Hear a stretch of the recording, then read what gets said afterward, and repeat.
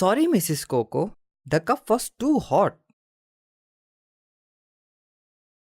It's okay, Spiky. You just witnessed your body responding to stimulus. Stimulus? What is that? A stimulus is anything in the environment that causes some kind of activity or change in an organism. The reaction to a stimulus is called a response. Therefore, in this example, the stimulus is the heat that came into contact with your fingers, and the response is your fingers automatically releasing the cup to protect yourself from getting burnt. Yesterday, someone threw a ball in my face, but luckily I avoided the ball just in time. Is that another example of a stimulus and response? Yes, you are right. In that case, your eyes sensed the stimulus and your neck muscles responded by moving your head out of the ball's way.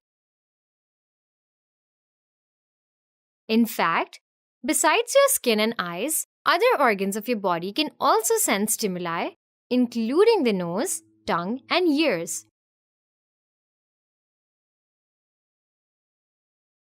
You mean all our 5 sense organs? Yes, these organs are called receptors since they receive stimuli from the environment. As for the organs that respond to stimuli, they are called effectors.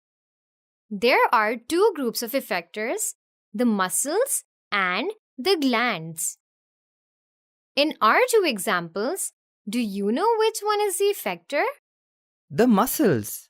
The muscles in my fingers released the hot cup, while the muscles in my neck moved my head away. You are right.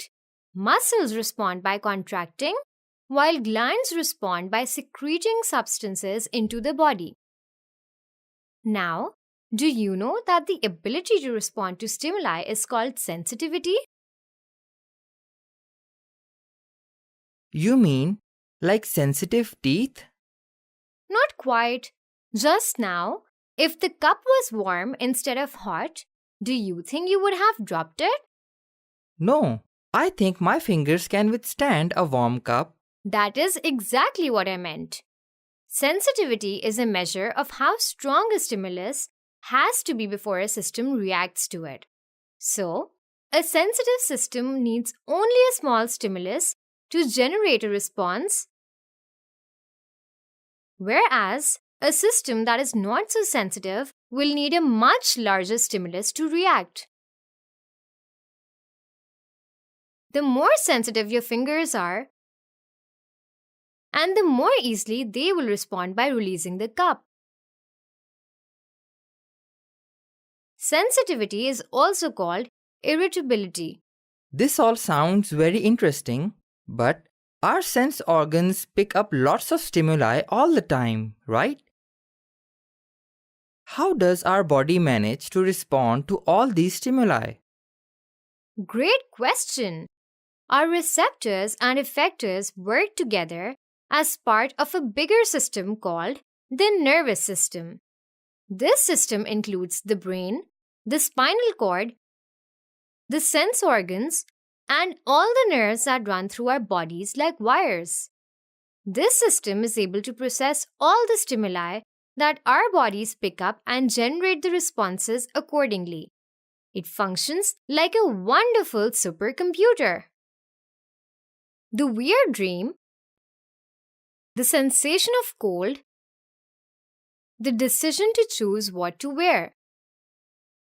All these thoughts and sensations are processed by our nervous system.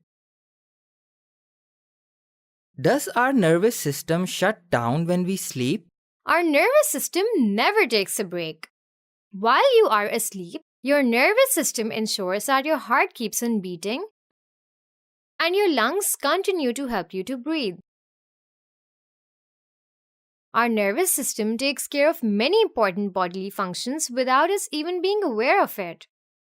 To summarize, a stimulus is anything in the environment that causes some kind of activity or change in an organism, while the reaction to a stimulus is called a response. The ability to respond to stimuli is called sensitivity. The organs that receive stimuli from the environment are called receptors. The organs that respond to stimuli are called effectors. Together, they are a part of the nervous system.